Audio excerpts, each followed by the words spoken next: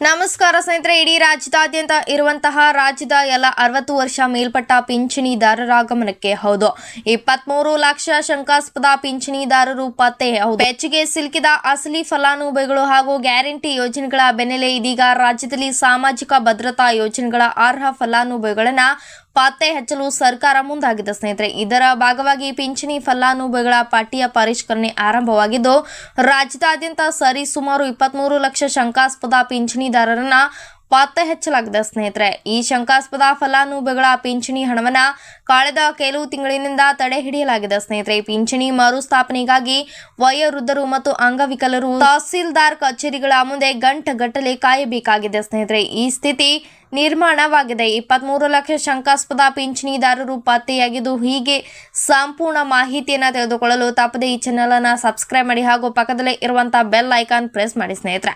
ನಾವು ಕೊಡುವಂತಹ ನೋಟಿಫಿಕೇಶನ್ ಅನ್ನು ದಿನಾಲೂ ತಪ್ಪದೆ ನೋಡಿ ಸ್ನೇಹಿತರೆ.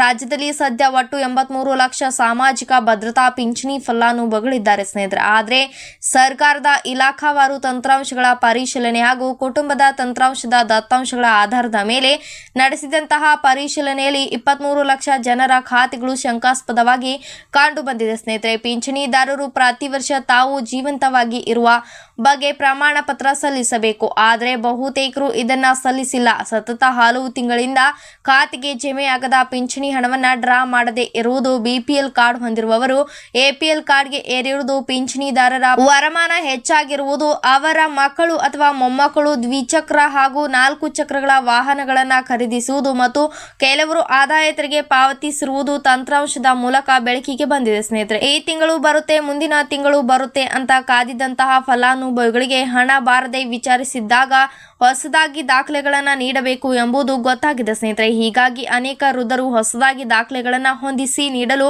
ಪರದಾಡುತ್ತಿದ್ದಾರೆ ಸ್ನೇಹಿತರೆ. ಇದೀಗ ಹೊಸದಾಗಿ ಇವೆಲ್ಲವೂ ಕೂಡ ತಮ್ಮ ಆದಾಯ ಪ್ರಮಾಣ ಪತ್ರ, ಬಿಪಿಎಲ್ ಕಾರ್ಡ್ ಸೇರಿದಂತೆ ಅನೇಕ ದಾಖಲೆಗಳನ್ನು ನೀಡಬೇಕಾಗಿದೆ ಸ್ನೇಹಿತರೆ. ಅವರ ದಾಖಲೆಗಳನ್ನು ಪರಿಶೀಲನೆ ನಡೆಸಿರುವವರು ಅಧಿಕಾರಿಗಳು ಅವರು ಅರ್ಹರಿದ್ದರೆ ಅವರಿಗೆ ಪಿಂಚಣಿ ನೀಡಲು ಶಿಫಾರಸು ಮಾಡಲಿದ್ದಾರೆ ಸ್ನೇಹಿತರೆ. ಖಾತೆಗೆ ಹಣ ಜಮೆಯಾಗದ ಹಿನ್ನೆಲೆಯಲ್ಲಿ ತಹಸೀಲ್ದಾರ್ ಕಚೇರಿಗೆ ಅಲೆಯುತ್ತಿರುವ ವೃದ್ಧರು ತಾವು ಅರ್ಹ ಎಂಬುದನ್ನು ಸಾಬೀತುಪಡಿಸಲು ಹೊಸದಾಗಿ ಆದಾಯ ಪ್ರಮಾಣ ಪತ್ರ, ಬಿಪಿಎಲ್ ಕಾರ್ಡ್ ಸೇರಿದಂತೆ ವಿವಿಧ ದಾಖಲೆಗಳನ್ನು ಒದಗಿಸಬೇಕಾಗಿದೆ ಸ್ನೇಹಿತರೆ.